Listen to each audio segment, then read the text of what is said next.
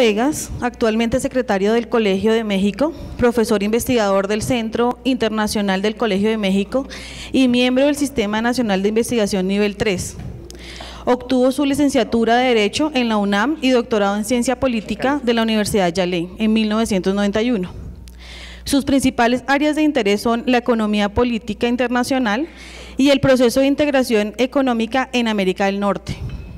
Ha sido autor de libros, los más recientes son México y Estados Unidos y la economía política de libre comercio y Tratado de Libre Comercio en América del Norte.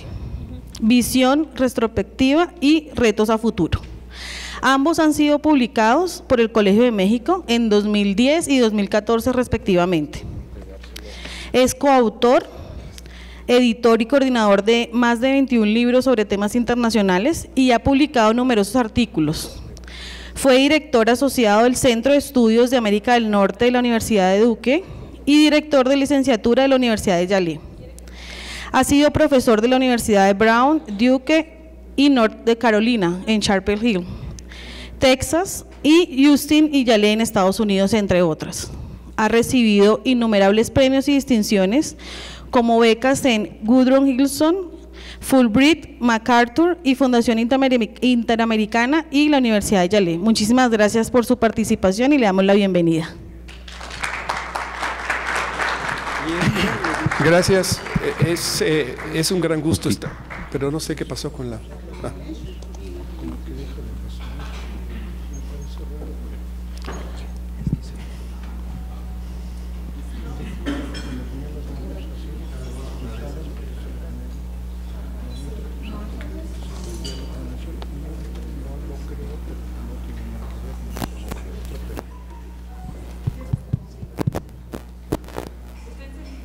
están perdiendo. Okay.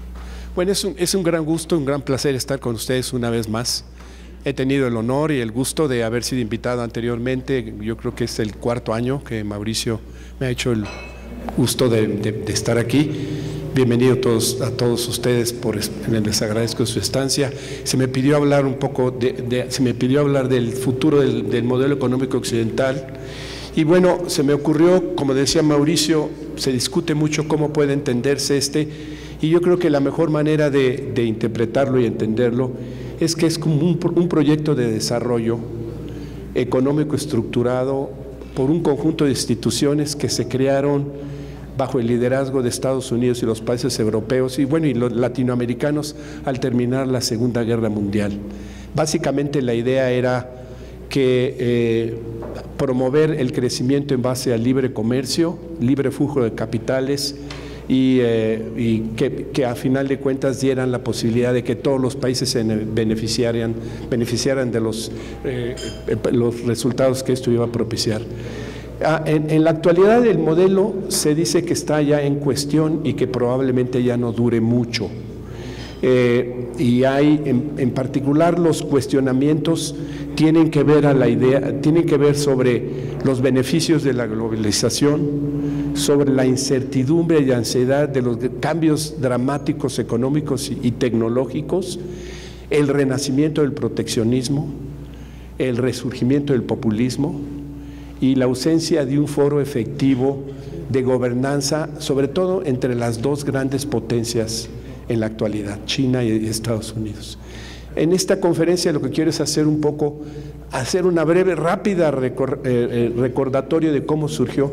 Un minutito nada más en lo que se calienta el proyector, porque creo que no se ve bien, ¿verdad? ¿No se ve bien?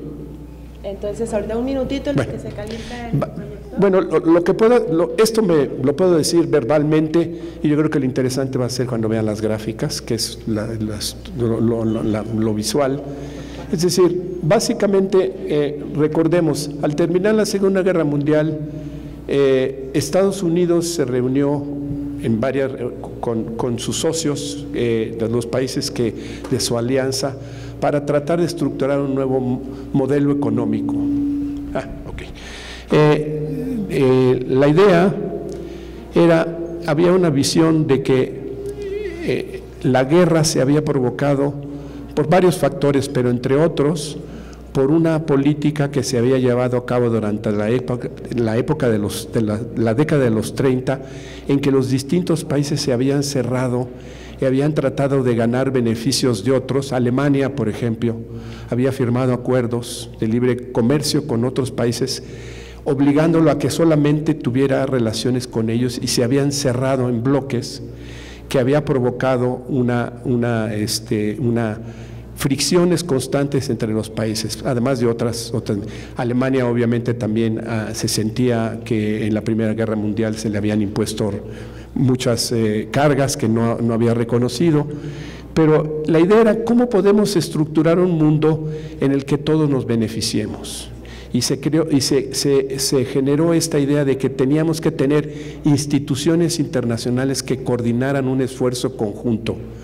En el ámbito económico se proponía que hubiera ustedes recuerdan, nada más para recordarles rápidamente, la reunión de Bretton Woods en el Hotel Mount Washington Hotel de Washington, en el que la idea era 750 delegados de 44 países se pusieron de acuerdo en qué tipo de instituciones deberían de coordinar los esfuerzos de todos los países, obviamente los aliados en este caso. Y entonces, muy brevemente, recordemos que las tres instituciones pilares fundamentales fueron el FMI para resolver los desbalances financieros y propiciar la estabilidad financiera a nivel mundial, el Banco Mundial para poder propiciar recursos para la reconstrucción y para promover el comercio. Primero se había pensado en la creación de una organización internacional de comercio que no prosperó y quedó en su lugar lo que fue el GATT, el Acuerdo General para Aranceles, Aduaneros y Comercio. A estas instituciones, conforme avanzaron los años, se le fueron añadiendo otras, como el G7, en el ámbito financiero, el G7, el G20, en lo comercial, el GATT se transformó en la OMC, pero junto a la OMC empezaron a aparecer toda una serie de acuerdos regionales muy ambiciosos para propiciar el comercio de manera paralela. Por ejemplo, la ASEAN, la UE, la Unión Europea, el TELECAN, que ahora ha sido seguido por el TEMEC, y los resultados obviamente fueron que se propició lo que llamamos la globalización del comercio, los bienes, servicios, inversiones y sobre todo la emergencia de las cadenas globales de valor. Es un poco una síntesis, no puedo entrar a mucho detalle, pero obviamente las preguntas, si ustedes quieren, podemos discutirlo. Ahora, esto, para lograr el crecimiento económico, también se consideró que era importante tener una serie de instituciones que propiciaran la paz entre las naciones. Y para eso se propuso no solo a la ONU, la Organización de las Naciones Unidas, sino que todos los países se comprometieran a firmar la Declaración Universal de los Derechos Humanos. Si bien recuerdan, y el tratado, por ejemplo, posteriormente, que llevó a la idea de un tratado de no proliferación. Entonces, conforme avanzó esa idea, sin embargo, como ustedes saben, la Unión Soviética no estuvo muy conforme de ese modelo y de algún modo abandonó. En una primera etapa participó en la reunión de Bretton Woods, pero posteriormente dijo: yo tengo mi propio modelo y yo voy a implantar en base a otras reglas, que es el control de la economía en base del proletariado. Para recordarles brevemente lo que era la idea: el Estado debe jugar un papel fundamental y no necesariamente las reglas del mercado. ¿Y qué pasó? Pues sucintamente el modelo creo que resultó muy exitoso. De la época de 50 a 70, el crecimiento económico que se generó en el mundo occidental fue enorme. Eso nos contagió también incluso a nosotros. Por ejemplo, en México crecimos, o en América Latina, casi un gran número de países creció a un promedio de más de 5% per cápita, porque se generó todo un crecimiento enorme de la economía mundial.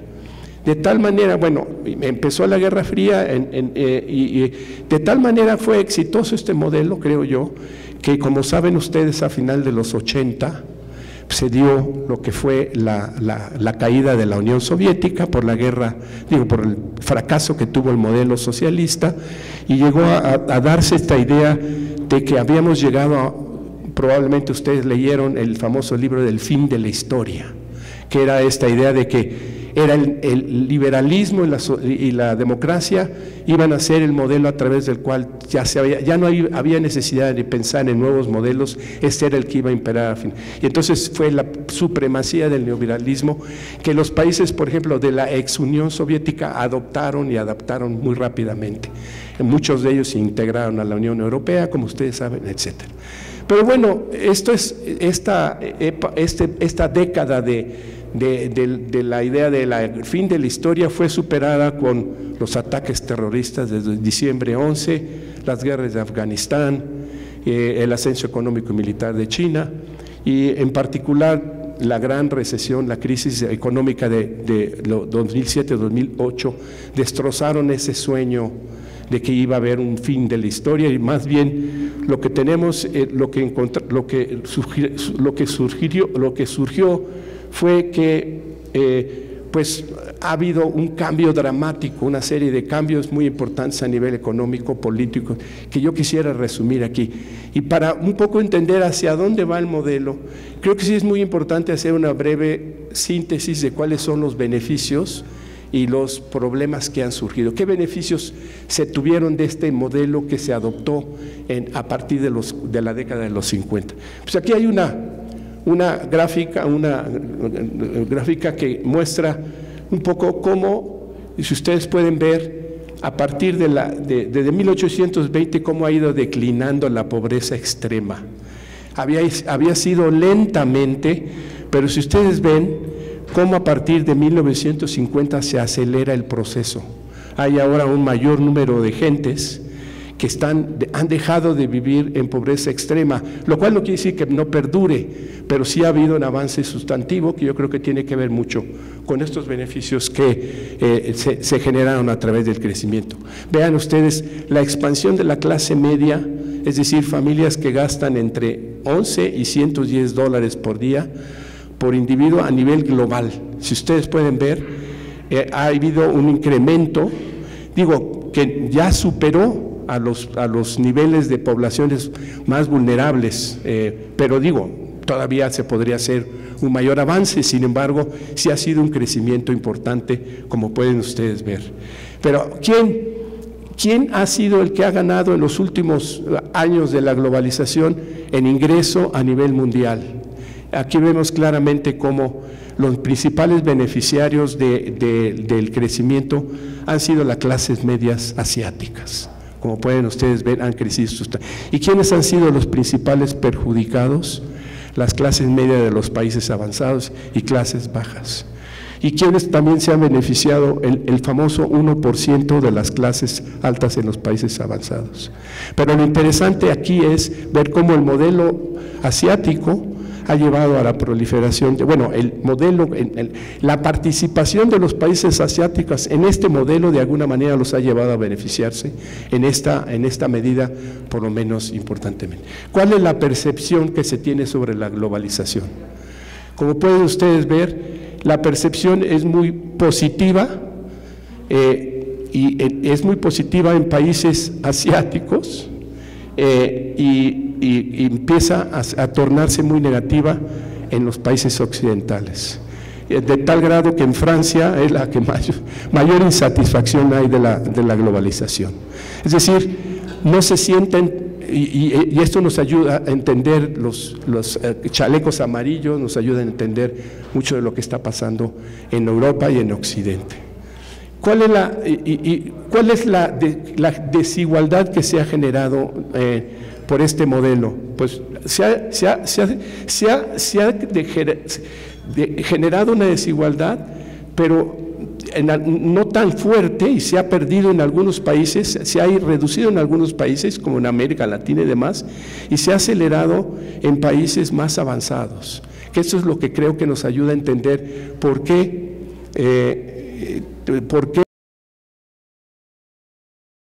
el fenómeno Trump o el fenómeno Brexit, que es lo que va a llevar, o el creciente populismo en Europa Occidental. ¿Cuál es el PIB mundial y cómo se distribuye? Aquí pueden ustedes ver cómo Estados Unidos sigue capturando la mayoría, pero China, Japón y ya un creciente número de países de algún modo están participando.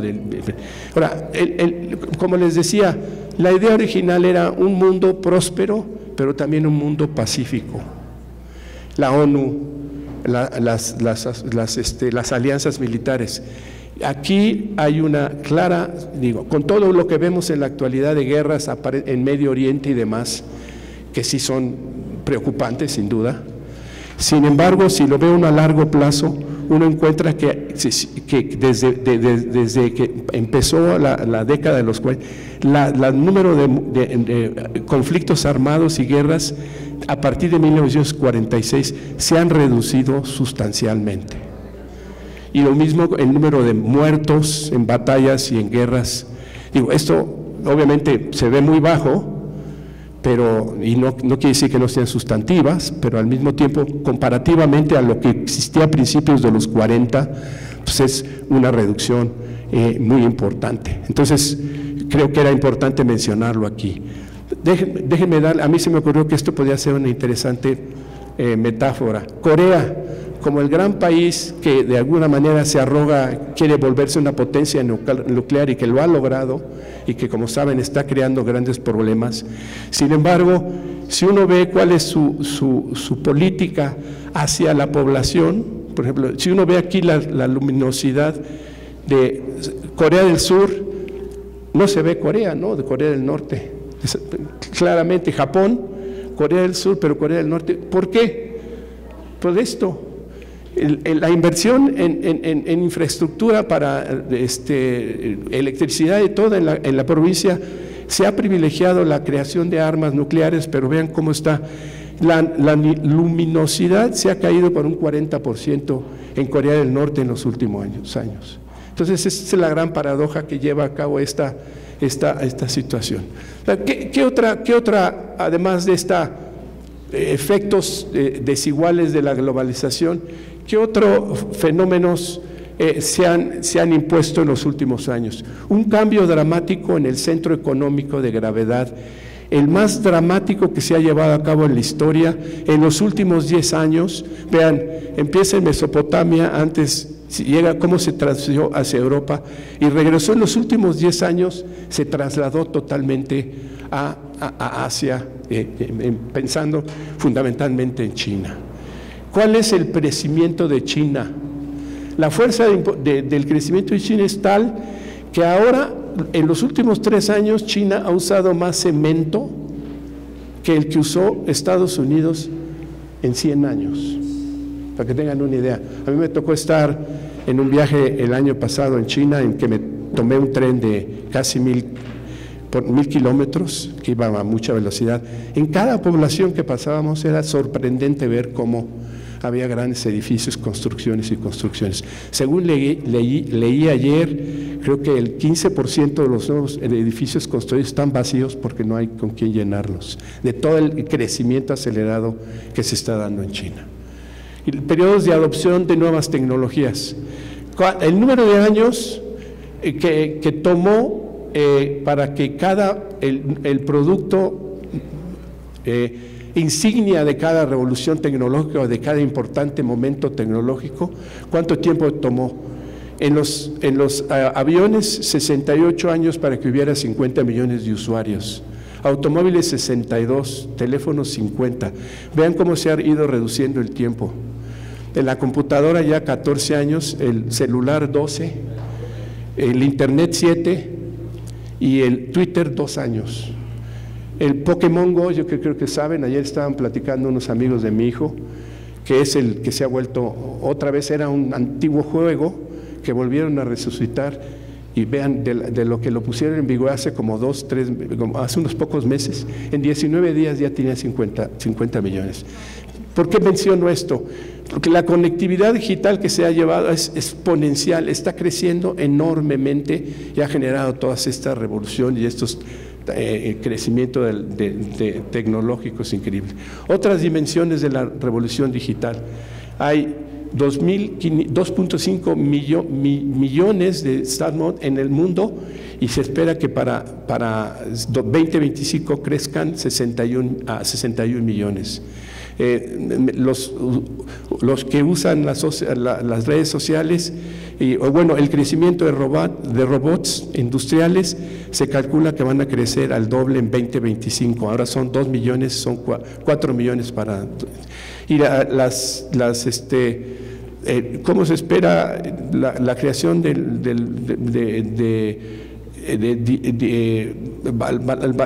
valor total de las tecnologías de punta? Van a crecer sustancialmente de 9 ahora a 25 millones. Perdón, me regresé. Entonces, ¿qué impacto ha tenido esta conectividad? Vean, para nuestras relaciones, interacciones personales, como todo el mundo sacando un selfie, ya no hay contacto. No la ven a ella, ven a su teléfono para sacarla a ella, no le importa verla a ella. A ese nivel estamos llegando. Ahí está ella haciendo así para que todo el mundo la saque. Pero esto, lo que me interesaba señalar era, ¿qué ha generado todo esto del uso de las redes sociales? Ha generado, un poco, hay que discutir a la luz de cómo decidimos qué aceptamos como válido o no, o como qué creemos o qué no creemos. Creo que podemos hablar de la estructura de los sistemas cognitivos en un sistema que los expertos llaman cognitivo-intuitivo, que es más bien rápido, asociativo, emocional, contra un sistema que es racional, analítico, reflexivo, y el primero, el intuitivo, es propenso a errores, y existe normalmente este modelo, este sistema cognitivo que de repente guía nuestras acciones, tiene que ver con que existe un sesgo, aceptamos lo que ya anteriormente aceptábamos como bueno y lo reconfirmamos. Y entonces la gente últimamente, en los últimos años, y esto es parte de la gran discusión sobre el impacto de las redes sociales, tiende a aceptar, a depender del sistema 1 para guiar sus convicciones. Entonces, y sobre todo es un sistema que es consistente con sus creencias preestablecidas. Y esto es lo que magnifican las redes sociales. Y yo diría que algunos autores lo llaman, fomentan el tribalismo, una fuerte lealtad a un grupo político-social, generando un apoyo a ese grupo independientemente de sus acciones. Por ejemplo, ahorita les voy a dar ejemplos. En los buscadores en Brasil hay un estudio que muestra cómo el YouTube en Brasil sistemáticamente remitió a los usuarios a canales de extrema derecha y los hizo a las teorías de la conspiración, parte del fenómeno de Bolsonaro, cómo las propias redes fueron un poco propiciando toda esa, allá alguien está señalando eso. Entonces, la tecnología puede también, además de diseminar los discursos de odio. Esta es la nueva forma de hacer política en la actualidad, la mentira en las noticias. Entonces, ustedes ven aquí, estos mensajes son enviados a grupos particulares que saben que odian a los asiáticos, por ejemplo, en Estados Unidos. Entonces les envían esta meme, o como le llamen, para decir no votes por X candidato, o aquí también, si gana Clinton, Satán va a ganar y Jesús no va a imperar en esto. Entonces ese es el tipo de política que se está llevando a cabo en muchos sectores. Bueno, además de eso, este papel de la nueva tecnología y de las redes sociales, aquí hay una gráfica que se hace con base a información muy agregada, muy importante, de cómo se ha creado una gran incertidumbre a nivel mundial en razón de diversos fenómenos. Vean cómo ha ido creciendo por la acción en Irak, la guerra de Irak, los crisis financieras, el déficit en Europa, y cómo se aceleró la incertidumbre, volvió a regresar, y Brexit, como por ejemplo sigue provocando una gran incertidumbre, y ahora en la actualidad es la política comercial de Estados Unidos. Esas son respuestas que hacen empresarios, casas, etcétera, sobre las principales preocupaciones que tienen de lo que está pasando a nivel mundial. Bueno, ahora, ¿qué más ha ocurrido? Lo que hemos visto es que ha llegado, una gran pregunta que se hacen es, ¿ya la globalización llegó a su máximo, a su pico, o va a poder mantenerse? Aquí vemos cómo el comercio se ha ido reduciendo de la inicial tendencia que tenía de crecimiento por arriba de GDP, ha ido en los últimos años perdiendo dinamismo. Entonces, las perspectivas para el futuro no son muy prometedoras, de acuerdo con la OMC. Vemos que antes el comercio era un poco el que agilizaba, el que promovía el crecimiento, y ahora ya no es tanto así. ¿Cómo se puede interpretar esa declinación? Bueno, como un impacto de la gran recesión, la crisis de la eurozona, que no acaba y fricciones geopolíticas y creciente incertidumbre, como ya vimos. Se habla también de la falla el atractivo del proteccionismo comercial y la falla de la gobernanza global. ¿Cuáles son? Aquí una vez más, la creciente preocupación sobre los conflictos comerciales. Es un estudio de McKinsey, la mayoría son gente empresarial, que se les hace una encuesta y se les pregunta cuáles son las principales preocupaciones que tienen de lo que ocurre a nivel mundial. Y lo que está destacando es precisamente, hay una gran preocupación por los conflictos comerciales y que habría necesidad de resolverlos. ¿Cuál es el volumen? El volumen del comercio internacional cubierto por las nuevas medidas restrictivas, como pueden ustedes ver, está aumentando constantemente. Entonces, pues esto no es muy propicio para un orden comercial que era la idea original.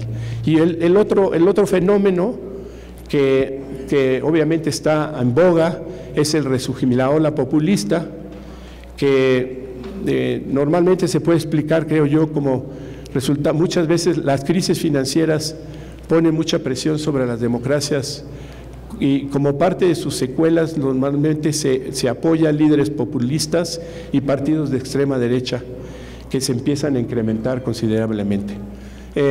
Entonces, las secuelas de las crisis tienden a provocar fragmentación del sistema político, y lo cual genera incertidumbre. Entonces, esto ocurrió con las secuelas de la recesión de 2007-2008, que trajo consigo una ola de líderes como Víctor Orbán en Hungría, Jaroslaw Kaczynski en Polonia, Erdogan en Turquía, Wilders en los Países Bajos, y ahí están en crecimiento. ¿Cómo se llama? La llegada de Macron hizo suponer a algunos que esta ola no necesariamente iba hacia arriba y que se había caído la tendencia, pero pues, con los resultados recientes de las elecciones en Austria y Italia y el ascenso de Boris Johnson hace que todavía exista una preocupación de que esto va para acá. ¿Cuáles son las características comunes del populismo? Nacionalismo, una retórica ante la globalización y antimigración, desconfianza en instituciones, esta idea de premiar, de exaltar la sabiduría del hombre común o mujer común, y bueno, posturas, propuestas sencillas para problemas complejos, soluciones engorrosas sin tener en cuenta constreñimientos fiscales. Es parte de la problemática del populismo.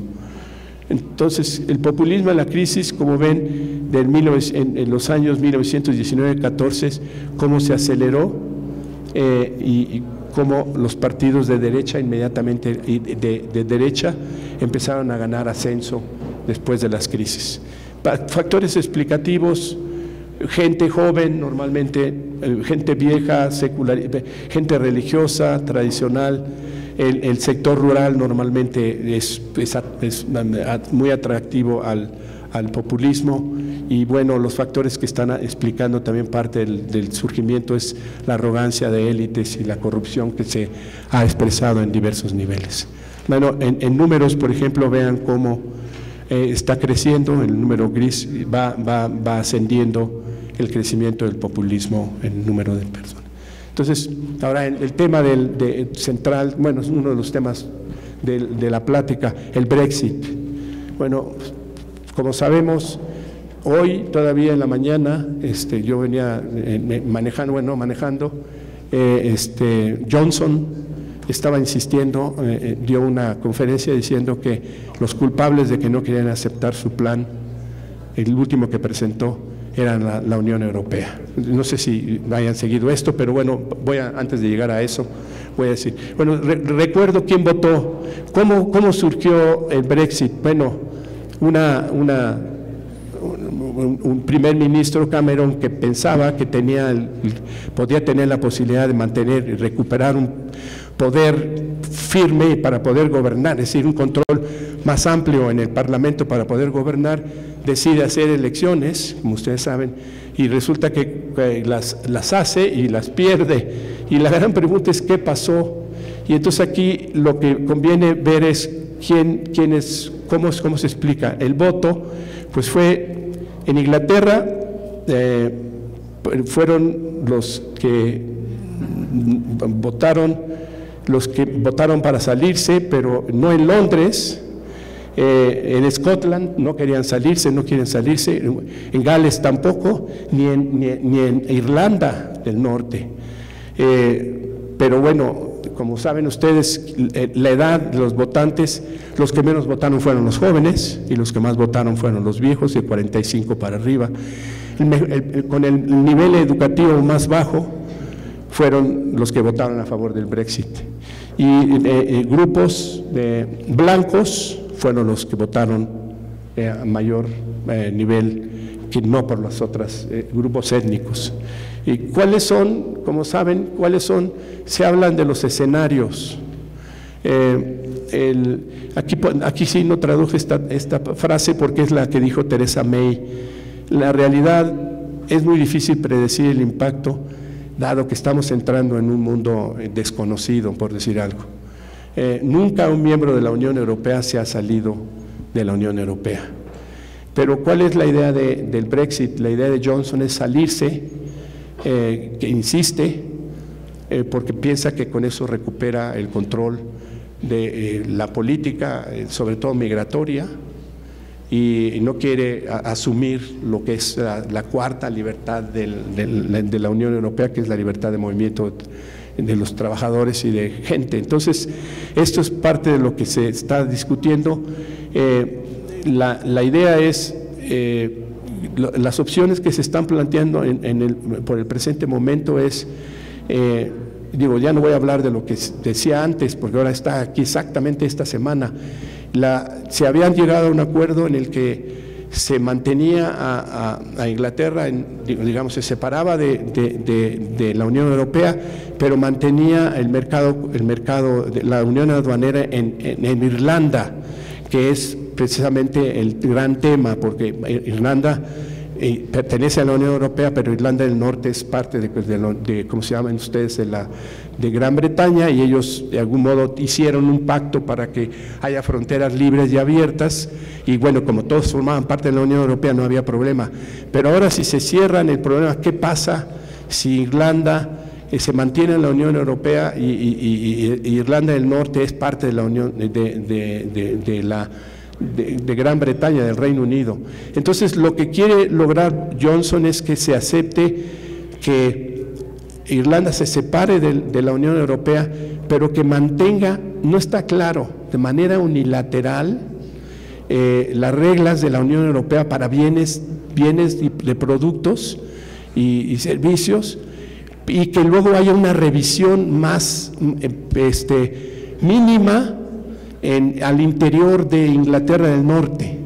Entonces, según él, sí se puede mantener dos uniones aduaneras juntas, y no se necesita una frontera dura, pero la Unión Europea acaba de mencionar que es imposible que se pudiera obtener una situación, tendría que llegarse al arreglo que ya se había discutido. Irlanda tendría que seguir permaneciendo in toto a la Unión Europea y luego ya después en el futuro tal vez tratar de buscar una manera de extricar a Irlanda del Norte. Aquí lo terrible es que Johnson está ahora tratando, hoy en la mañana, tratando de poner la carga de la culpa en la Unión Europea, porque dice, ya les hicimos una oferta, y él lo que dice es, no nos quieren explicar, no nos quieren responder qué es lo que no les conviene de nuestra propuesta. Lo que estamos diciendo es que sí otro elemento importante es, se puede quedar Inglaterra, Irlanda del Norte, pero cada 4 años votará si permanece o no. Entonces, yo creo que ahí aprendieron un poco del TMEC, porque eso de que cada 5 años se revisa, aquí nomás escogieron 4, pero precisamente la respuesta que dieron en la Unión Europea, la misma que dimos nosotros cuando se habló de la revisión anual, de la revisión cada 5 años, es que la incertidumbre que se puede generar es muy difícil, y además las reglas tienen que ser parejas, porque es lo único que da certidumbre para el comercio si no hay fronteras, que es lo que eliminó la Unión Europea. Entonces ese es el gran tema. Yo no dudo, yo no soy ¿cómo se llama? Johnson yo creo que ha mostrado ser una gente muy arriesgada, de tipo Trump. No dudaría, los articulistas y expertos dicen que está incluso planeando cumplir, porque hay una ley que sacó el Parlamento inglés obligándolo a que si no llega a un arreglo con la Unión Europea de salida suave, tiene que informar, tiene que pedir una extensión de la salida para enero del 2020. Y Johnson quiso impedirlo, pero no lo logró. Y entonces lo que dice él, y ya lo están forzando, porque incluso hay gente que está planeando la posibilidad de destituirlo de manera urgente, pero él dice, no, yo sí voy a cumplir. Pero por ahí ya expertos mencionan que él está hablando de la posibilidad de entrar en contacto con gente como Orbán o los líderes populistas de la Unión Europea y convencerlos de que se opongan a la extensión de la salida. Y entonces si hubiera una oposición de la Unión Europea, de algunos de los miembros de la Unión Europea, automáticamente tendría que salirse Inglaterra. Entonces hay una preocupación enorme en los últimos días sobre lo que puede pasar. Entonces podrán imaginar que es una situación complicada.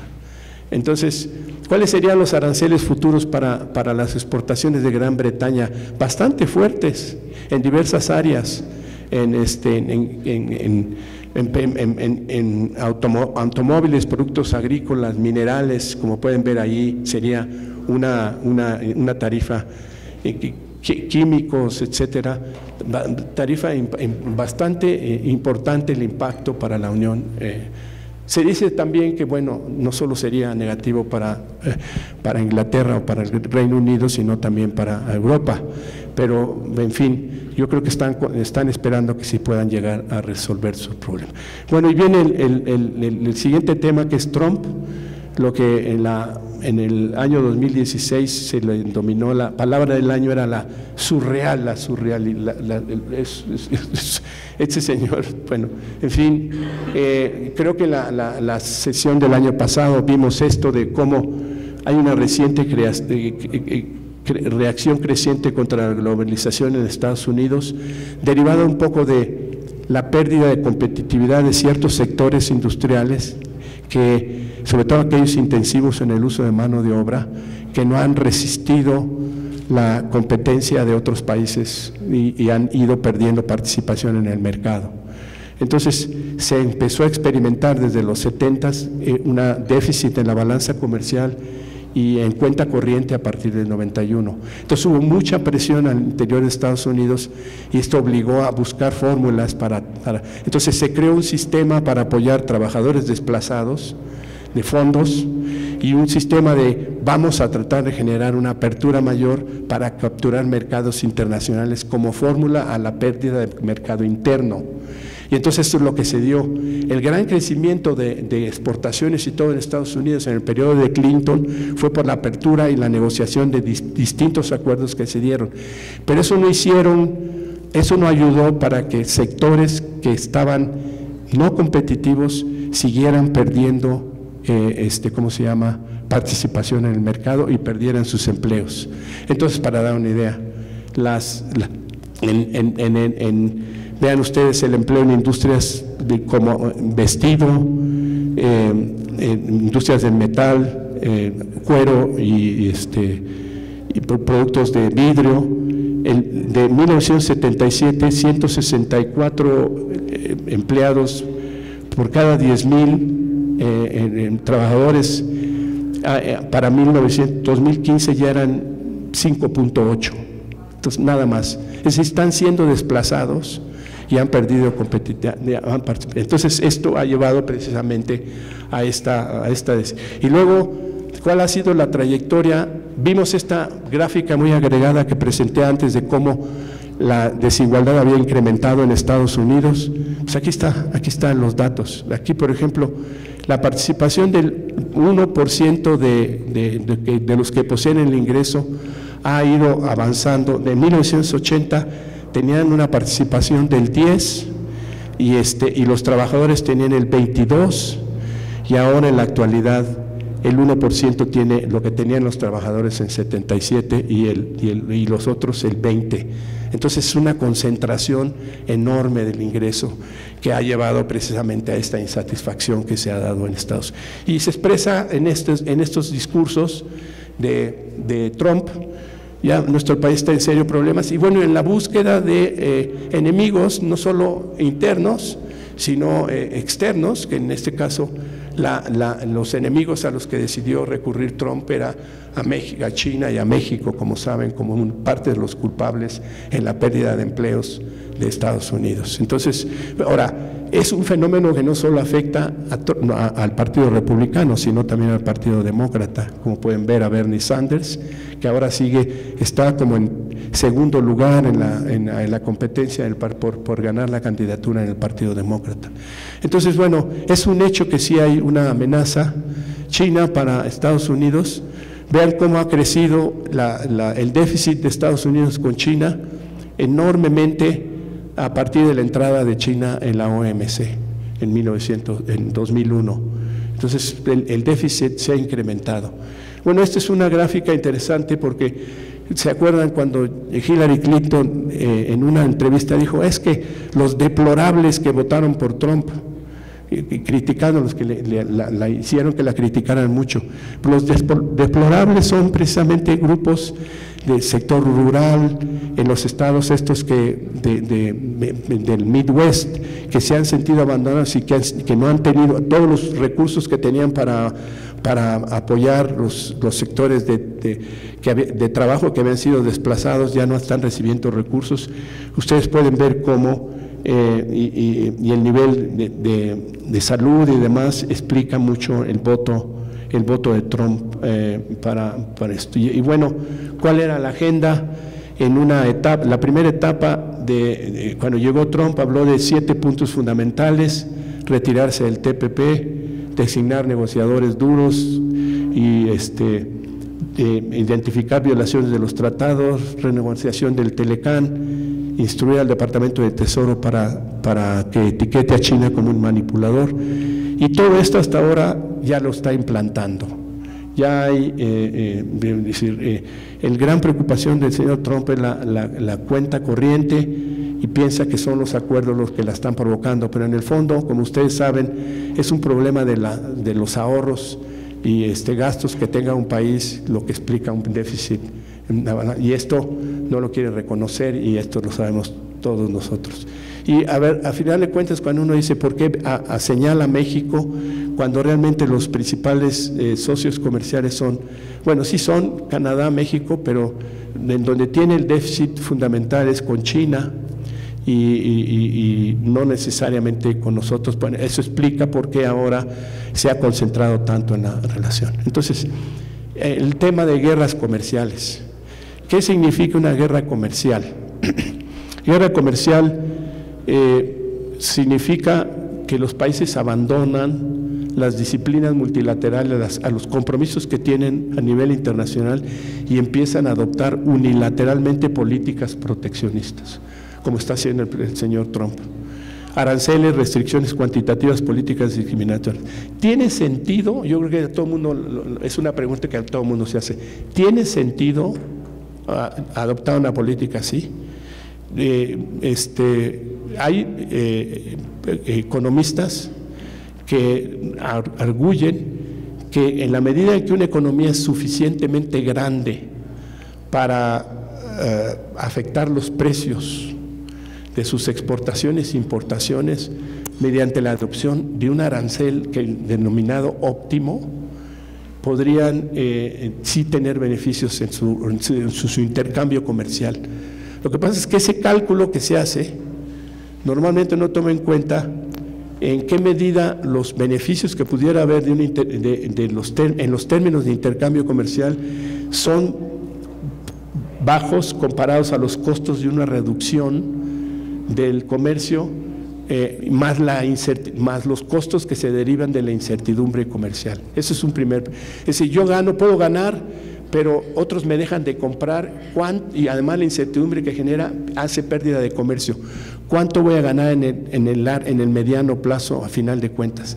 Y otro elemento que no se toma en cuenta en eso es, ¿qué pasa si los otros deciden tomar, medidas de reciprocidad, es decir, retaliatorias para imponerte, o represalias, para ponernos? Entonces, cuando se genera una guerra de aranceles, así tú quieres establecer un arancel óptimo, pues yo también lo voy a establecer.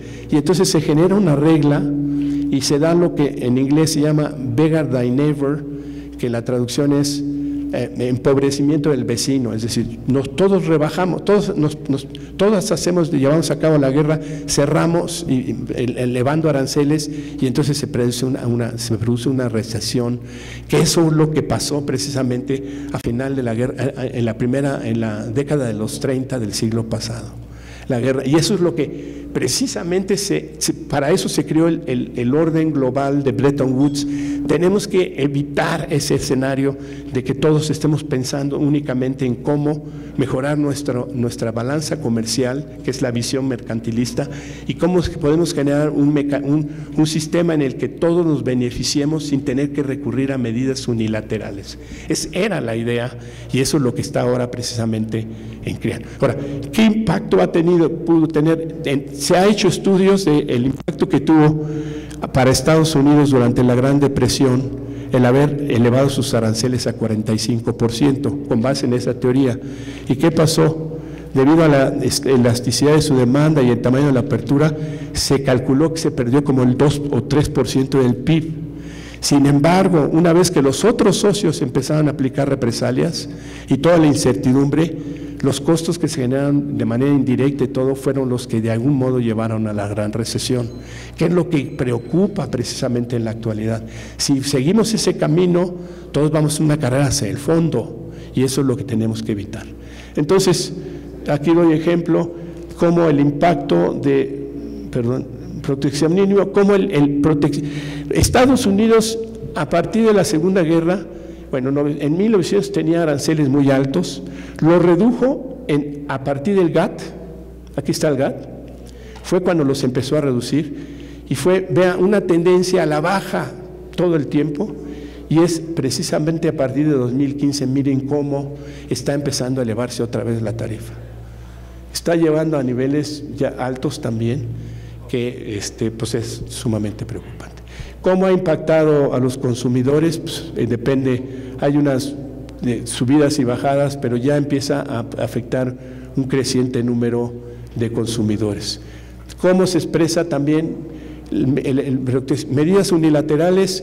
Vean cómo está en el pasado En la época de los 80, Reagan fue uno de los que también llevó a cabo en esa época muchas medidas proteccionistas, y luego, pero vean, Trump ya está por arriba o está casi ya superando de todas las medidas que está tomando. Pero ¿qué pasa? Pues como decíamos, normalmente esto puede producir, si tú haces eso, pues yo también te replico. Y aquí está el toma y daca que se ha estado generando con las medidas que ha estado tomando Trump o otros países. A medidas que tomó en aluminio Trump, pues replicó Canadá, replicó China, replicó Japón, replicó México. Y así estamos jugando a un toma y daca que precisamente es lo que nos puede llevar a un problema muy serio. Entonces, ahora aquí, ¿cómo se están las importaciones de China cubiertas por las medidas de protección? Y se están incrementando, como pueden ver, en diversos sectores de sector importante. Y bueno, la evolución de los aranceles de EU sobre China van para arriba, creciendo, y bueno, pues esto no es buena noticia. Y los chinos también sobre Estados Unidos también van a la alza. Entonces esto es, y el comercio bilateral que está siendo afectado por la guerra comercial va provocando precisamente una caída. Ahora, ¿cuál es? Bueno, esto ahorita regreso. ¿Cuáles son las externalidades, los problemas muchas veces de este tipo de guerras? Que producen efectos inesperados. Los aranceles sobre las importaciones de soya que ha impuesto Estados Unidos y los que China también ha impuesto a Estados Unidos, ha hecho que el mercado que tenía Estados Unidos en 2017, como vean la proporción que tenía el mercado de exportación a China en frijoles de soya, lo ha ido perdiendo en favor de Brasil y Argentina. Esta es un poco también parte de las consecuencias que llevan estas medidas unilaterales. Bueno, en fin, aquí es una foto que se me hizo interesante poner. ¿Cómo hacer a mis enemigos? Es decir, son amigos a mis enemigos. Esto es lo que era antes un mundo en que todo el mundo, ¿cómo se llama? El mundo era una, ¿cómo se llama? Una alianza occidental. Pues estamos en una situación en que estamos a la espera de que este señor de algún modo recupere el sentido. Entonces, ¿qué se puede decir? Globalización no debe bueno, ¿cómo impacta lo que está pasando a diversos sectores? Hay menos flujos de capital que había en 2007 para 2018, estas flechas se lo señalan. Los flujos de inversión también se han reducido comparativamente al que había en 2007. También el cross-border y la participación de países. Hay en cosas que sí ha avanzado la globalización, en que es el viaje por avión, sí se ha incrementado desde 2007 a 2018. Hay ciertas áreas, el intercambio de internet y todo, pero sí hay áreas en que definitivamente los sectores muy importantes pues sí se están siendo resentidos. ¿Qué podemos decir como conclusión? ¿Ha alcanzado la globalización su máximo crecimiento? Pues no, yo diría que no, pero pues lo que tenemos es una nueva ola proteccionista promovida por estrategias mercantilistas y puede ser más grave por consecuencias no intencionales de decisiones de política provocadas por temores a la globalización, como el Brexit. Es un hecho que el presidente Trump no apoya la política tradicional de que Estados Unidos juegue un papel de liderando, como lo hizo durante todo el periodo de posguerra, y ha provocado y se encuentra muy escéptico sobre el valor de las instituciones. Es decir, pero el problema es que aquí nos encontramos, hay un autor muy famoso que considera que para que un orden liberal de este tipo, como el que prevaleció, como el que estamos discutiendo a partir de la Segunda Guerra Mundial, requiere necesariamente que las principales potencias económicas lo apoyen. Si no lo apoyan, normalmente no puede prosperar.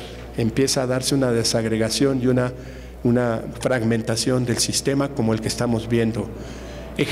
Otro ejemplo, en el siglo XIX, después de las guerras napoleónicas, Gran Bretaña derrota a Napoleón, encabezando con otros países, pero Gran Bretaña adopta una política de libre comercio, es el primer momento de la globalización, lo sostiene porque era la gran potencia con un control enorme de los mares y demás, y con una serie de colonias muy importantes, Canadá, Australia y demás, que hicieron que otros países sintieran que era importante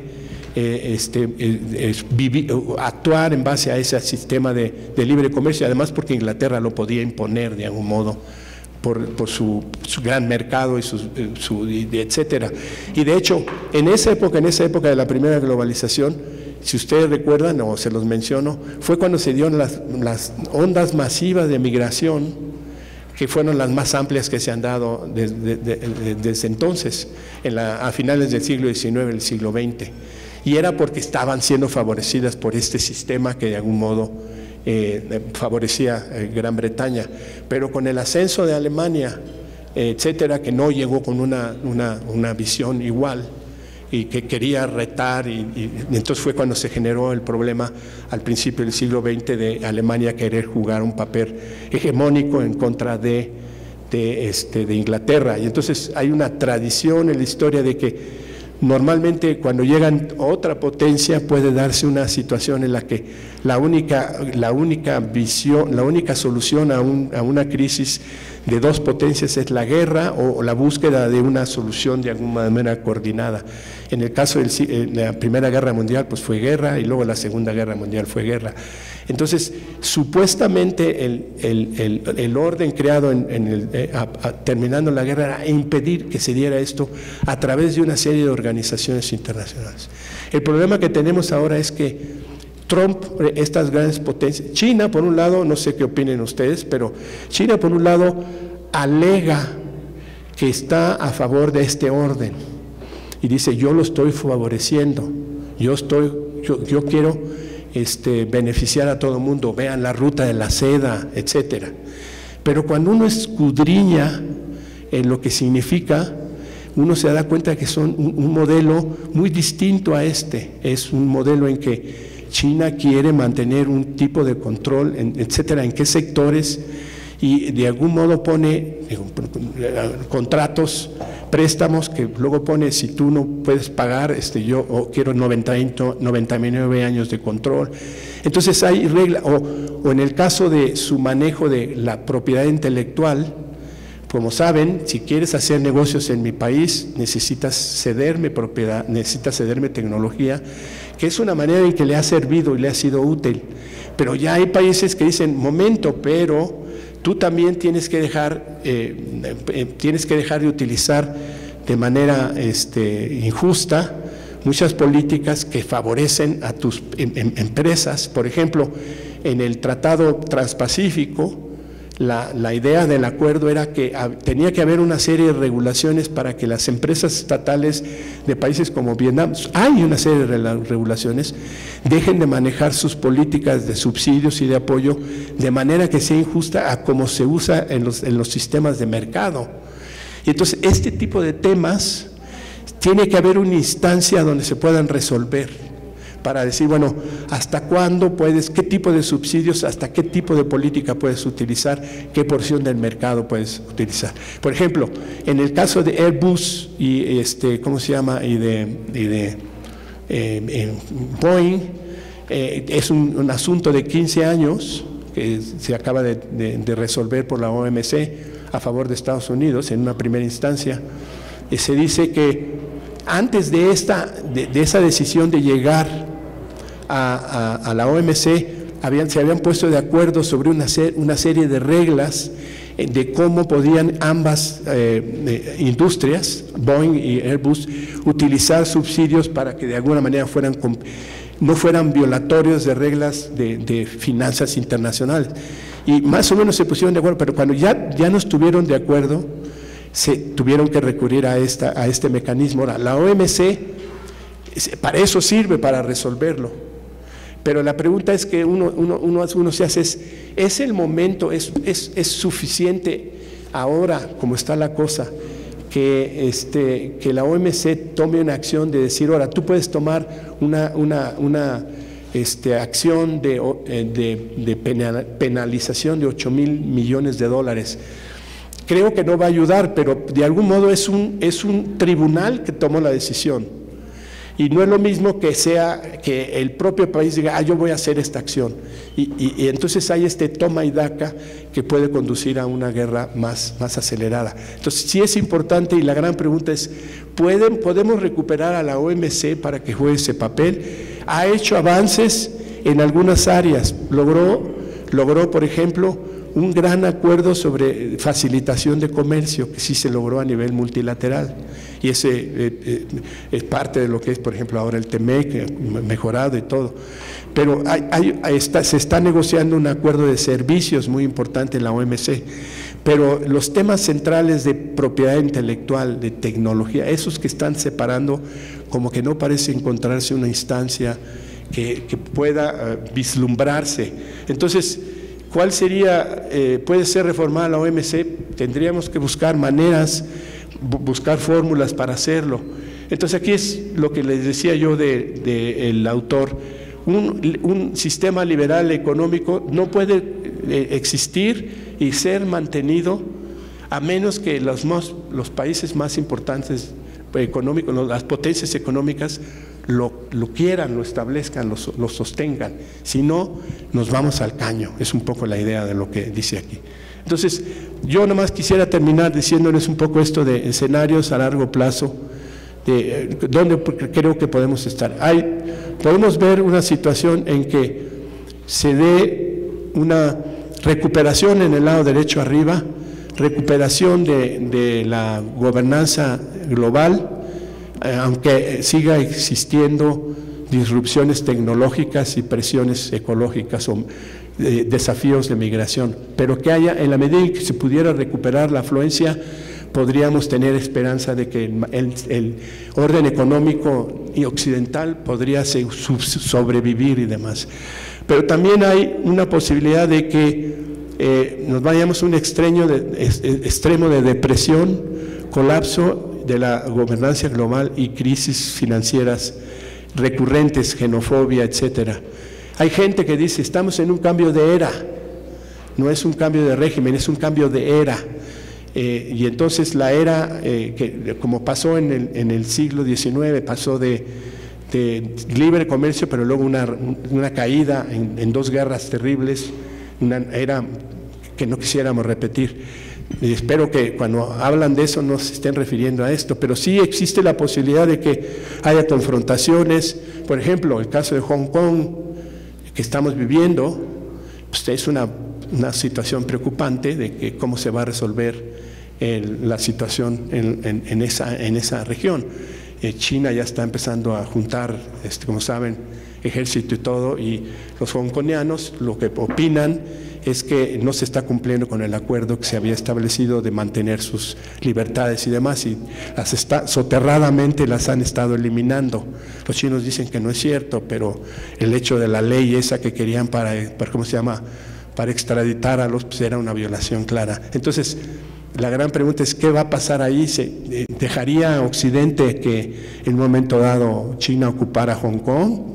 Es una gran pregunta. Entonces sí existe una posibilidad de que pudiéramos caer en algo así, pero también podríamos pensar en que hubiera una situación de polarización. Yo creo que ese es donde estamos, en mi opinión: polarización, esferas de influencia, nacionalismo creciente y tensiones geopolíticas, que a dónde nos lleven está un poco en el aire, dependiendo de acciones que se tomen en relación a ciertos eventos. Si no ocurre el Brexit, obviamente probablemente las tensiones se disminuyan. Si ocurre el Brexit, se va a acelerar. Si hay una toma de posesión de Hong Kong, pues sí va a haber una tensión enorme a nivel mundial. Pero la gran pregunta es, ¿Qué va a pasar? Pues ahora sí que nadie, yo no soy como mi colega que me antecedió, un agorero. Yo tendría la confianza de que de algún modo recuperemos la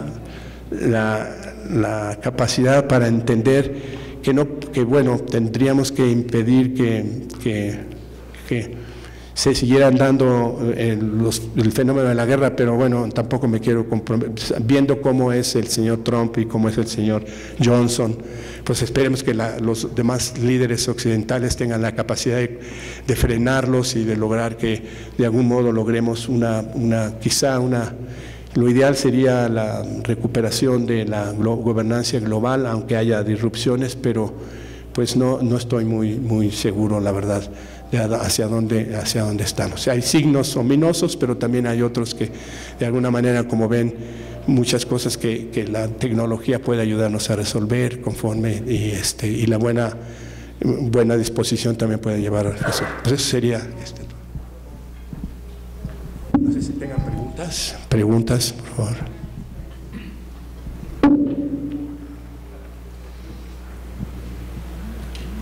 ¿Alguna pregunta? Tenemos tiempo para preguntas. ¿Por allá?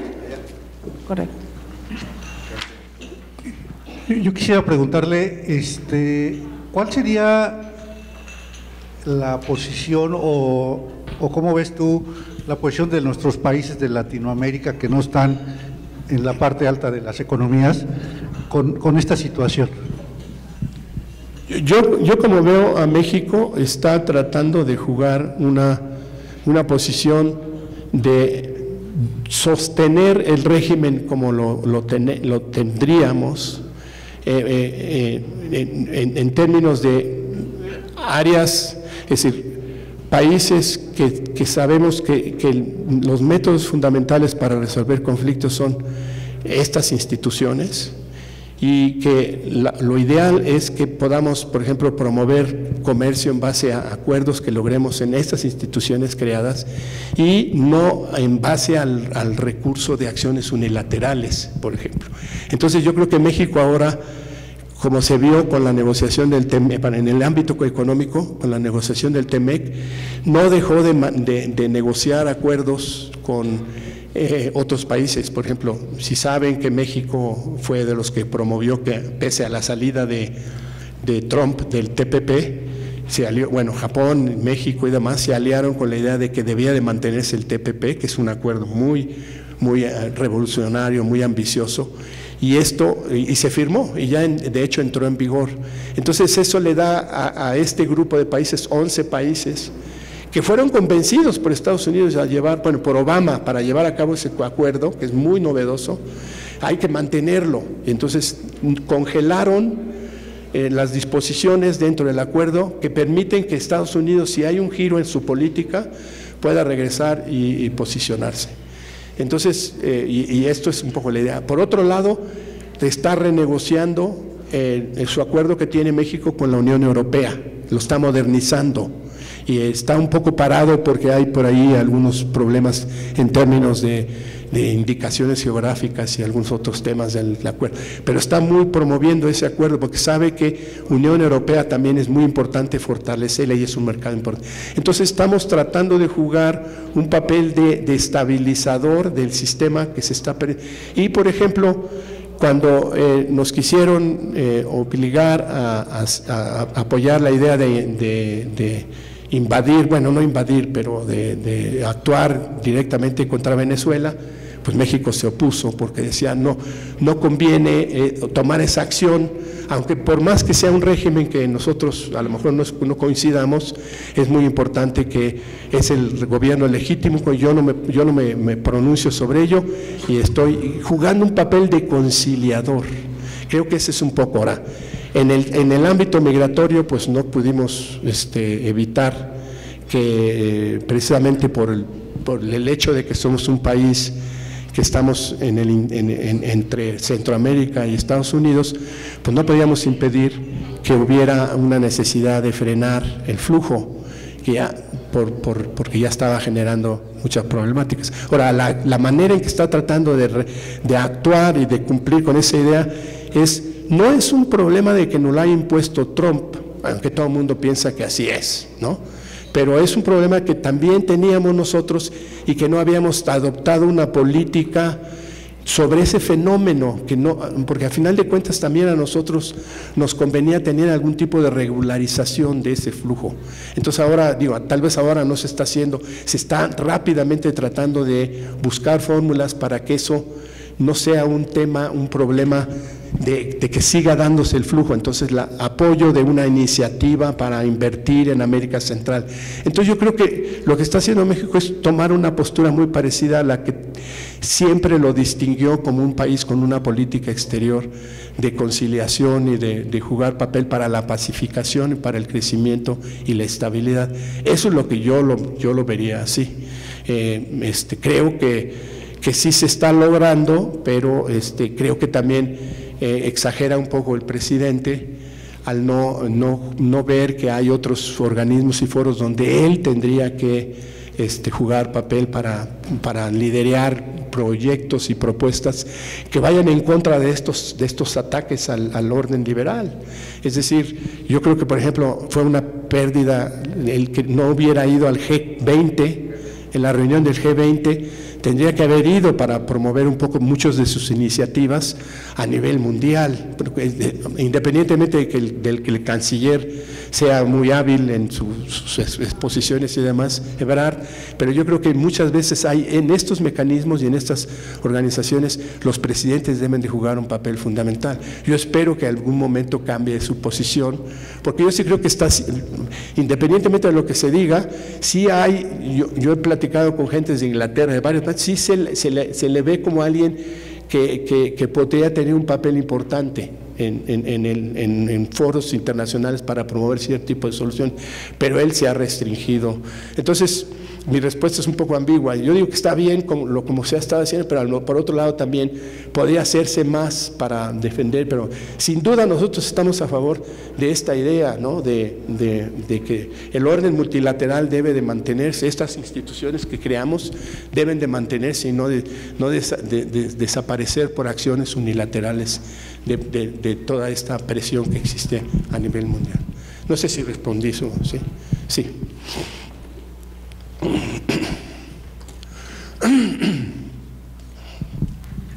Sí, le felicito, doctor, me ha encantado su exposición, sobre todo haciendo hincapié en los antecedentes históricos, por ejemplo, en la Segunda Guerra Mundial, cuando, entre otras cosas, Hitler, si no recuerdo mal, no estaba de acuerdo con los términos del Tratado de París, que es cuando había finalizado la Primera Guerra Mundial. Con lo cual, esos antecedentes hasta nuestros días ha sido muy interesante y se lo agradezco, y además ha sido profundo y me ha gustado mucho. Mi pregunta es, en relación al Brexit, si no cree que una salida dura del Brexit de Inglaterra respecto a la Unión Europea, si no es una factura demasiado cara que Inglaterra va a pagar. A mayores de eso, para España en concreto, sí que va a ser una factura cara, porque hoy en día Inglaterra es un destino importante de sus exportaciones, ¿no? De ahí que una salida, pues sea un incremento de aranceles que de seguro no va a ser muy rentable para sus empresas. Entonces, mi pregunta es el saber si usted cree que va a ser una factura cara para Inglaterra. Yo creo que sería carísima. Digo, ya hay estudios que revelan un poco en términos de PIB, 1, 2, 3 puntos, no sé. Pero por lo que yo decía ahí, el impacto que tiene en la incertidumbre y sobre todo cómo se vaya manejando la transición. Bueno, ante todo quiero decirle una cosa, yo no creo que haya Brexit, yo tiendo a ser optimista, a lo mejor ingenuo, conociendo al señor Johnson. Yo creo que lo primero que va a haber en las próximas 2 semanas es postergación, aunque el señor Johnson dice que no lo va a hacer, y de algún modo yo creo que lo va a hacer, porque de otra manera sería un impacto, y la prueba de ello es que todo el Parlamento de alguna manera están levantados buscando una fórmula para impedirlo, y de hecho la ley, esta ley que sacaron es la fórmula jurídica que le impide a él salirse, si no hay un pacto firmado, pero él parece que está dispuesto a hacer esto de hablar con Orbán y buscar una fórmula para lanzarse al suicidio. Yo no lo creo, pero bueno, todo es posible. La factura sería muy fuerte. Yo creo que métodos cuantitativos, ahí estaban los aranceles, y yo creo que perdería mucho de lo andado. Es decir, Inglaterra siempre ha sido un país que se siente, ¿cómo se llama? Le llaman ellos excepcional.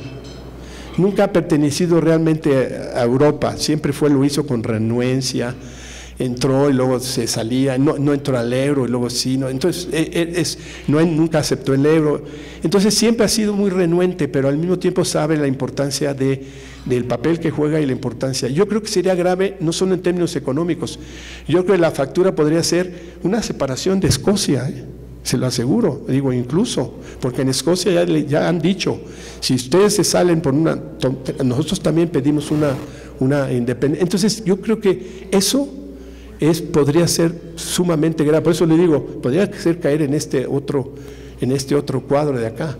Entonces no sé si le estoy respondiendo, pero a mí me parece que no lo vislumbro en mi... pero eso sí es con una visión esa de racionalidad que luego pues no necesariamente es lo que guía a Benedict Cummings, que es el líder el asesor principal de Johnson, que parece que quiere llevarlo al extremo de salirse, porque es la promesa que hicieron, pero yo no creo que lo vayan a hacer, pero yo estaría de acuerdo con usted, sería sumamente grave para Inglaterra, y creo que tendría un impacto también para Europa en algún modo, y pues aceleraría un proceso de desagregación que no querríamos tener más a futuro. ¿Alguien más? Listo. Bueno, pues, ¿qué?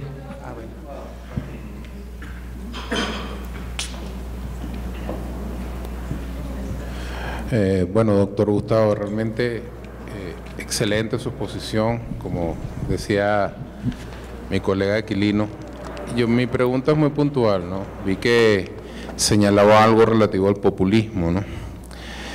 Venimos de una escalada populista acá en Latinoamérica, particularmente en mi país, en Venezuela, ya usted debe conocer lo que ha hecho el populismo, y había un retroceso, o sentíamos un retroceso de ese populismo con Macri en Argentina, y vimos también en Brasil, como con el presidente de Brasil, salieron de Lula y bueno, Venezuela seguimos luchando, ¿no?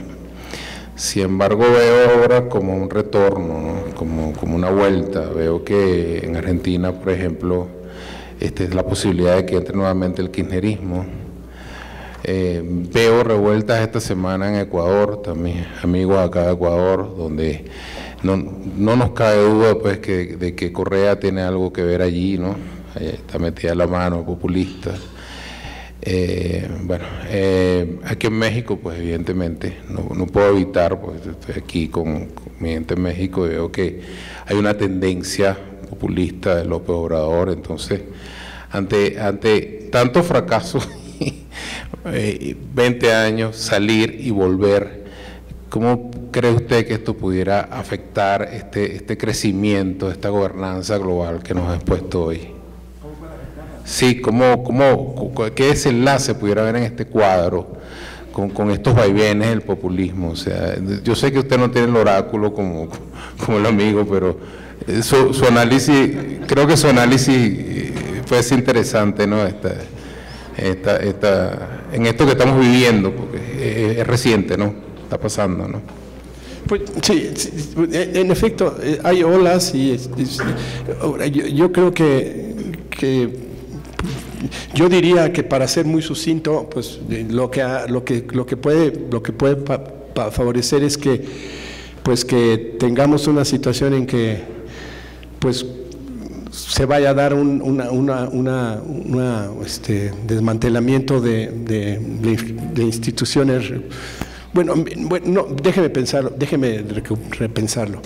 Yo creo que sí es una ola, pero que regresa, pero yo creo que también es una ola por el tipo de políticas y demás que pueden llegar a adoptar, van a llevar a que no se pueda recuperar el crecimiento sostenible, en mi opinión. Puede ser que sea una ola que resuelva ciertas problemas. Por ejemplo, en México sí había una insatisfacción, yo lo veo desde una perspectiva sobre todo política y social, etcétera, problemas de esa, pues, un hartazgo a la corrupción que de algún modo llevaron a la gente a cerrar y decir, necesitamos un cambio. Y bueno, vieron en el presidente mexicano una gente que representaba claramente una opción distinta al resto de los partidos. Y le están dando el beneficio de la duda. Y entonces yo creo que en Brasil también ocurrió, no conozco muy bien el caso de Ecuador, pero Brasil también creo que ocurrió, había habido un crecimiento, pero luego los problemas de corrupción hartaron mucho a la gente, y entonces llevaron y luego lo que yo traté de mostrar ahí también, el uso de las redes sociales y cómo se llevaron a mucha gente a irse con pues llevaron a elegir también al presidente. Pero yo no sé si estos modelos que por lo que están planteando, yo honestamente pienso que no son sostenibles. Es decir, soluciones fáciles para problemas complejos no son normalmente viables a mediano plazo. Entonces, sí, ok, todos queremos que haya una mayor igualdad, etcétera, pero también tiene que haber fórmulas ¿cómo se llama?, que permitan llevarlas a cabo. Pues estoy hablando de mi país ahora. Entonces, pues lo que se ve, se está empezando a ver es pues una falta de crecimiento que no se ve que se vaya a recuperar por la incertidumbre que están generando muchas de las fórmulas que se quieren llevar a cabo. Que bueno, pueden tener la mejor intención, pero la mejor intención no necesariamente es la mejor consejera para llevar a cabo políticas económicas. Entonces, en fin, no me obligue a decirle nada. Creo, lo veo poco viable. Gracias. No se vaya, doctor. Y bueno, pues sabemos que podrían existir más dudas, entonces habíamos acordado que si tienen dudas, lo escriben en la hoja que tienen ustedes, en la evaluación, y bueno, pues más adelante se responderán sus dudas y se transmitirán a través de la red que ustedes conocen, de la liga que ustedes conocen. Y bueno, pues no se vaya, doctor, porque vamos a pedirle por favor al contador Jorge Hernández que nos acompañe aquí al centro de este salón para hacer la entrega de un reconocimiento. Le damos un aplauso a Jorge Gracias. Buenas tardes. En nombre de UCCS América, otorga el presente reconocimiento al doctor Gustavo F. Vega Cánovas por su valiosa participación como expositor en el Diplomado en Normatividad Internacional y Auditoría, módulo sexto, Economía Global, celebrado en el Hotel Diplomático el 7 de octubre del 2019, Ciudad de México, 7 de octubre del 2019, y firmado por nuestro presidente Mauricio Mobarat González. Muchas gracias por su participación.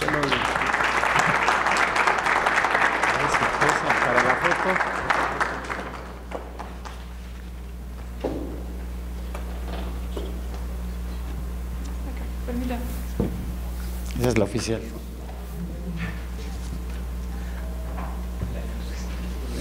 Gracias nuevamente.